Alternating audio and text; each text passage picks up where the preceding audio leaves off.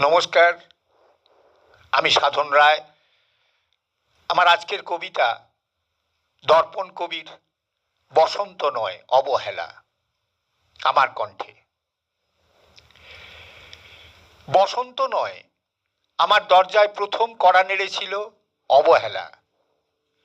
ভেবেছিলাম অনেকগুলো বর্ষা শেষে শরতের উষ্ণতা মিশিয়ে এলো বুঝি বসন্ত। দরজা খুলে দেখি আমাকে ভালোবেসে এসেছে অবহেলা। মধ্য দুপুরে তির্যক রোদের মতো, অনেকটা নির্লজ্জের মতো আমাকে আলিঙ্গন করে নিয়েছিল অনাকাঙ্ক্ষিত অবহেলা। আমি চারিপাশে তাকিয়ে দেখেছিলাম আমার দীনদশায় কারো করুণা বা আরতির পেখম ছড়িয়ে আছে কিনা। ছিল না। বৃষ্টিহীন জনপদে খড়খড়ে রোদ যেমন দস্যুর মতো অদমনীয়, তেমনি অবহেলাও আমাকে আগলে রেখেছিল নির্মোহ, নিঃসংকোচিত। আমি অবহেলাকে পেছনে ফেলে একবার ভো দৌড় দিয়ে এগিয়ে গিয়েছিলাম। তখন দেখি আমার সামনে কলহাস্যে দাঁড়িয়ে উপেক্ষা। উপেক্ষার সঙ্গেও একবার কানামাছি খেলে এগিয়ে গিয়েছিলাম তোমাদের কোলাহল মুখর আনন্দ সভায়। কি মিলেছিল?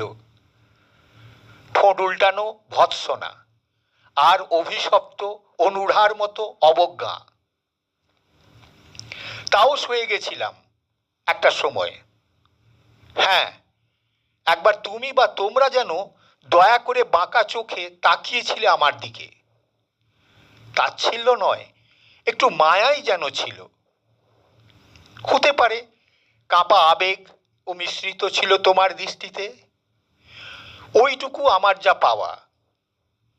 আমি ঝরে যাওয়া পাতা, তুমি ছিলে আকস্মিক দমকা হাওয়া। তারপরও অবহেলার চাদর ছাড়িয়ে, উপেক্ষার দেওয়াল ডিঙিয়ে ও অবহেলার লাল দাগ মুছে জীবনের কোনো সীমারেখা ভাঙতে পারিনি আমি। এ কথা জানে শুধু অন্তর্যামী। ধন্যবাদ।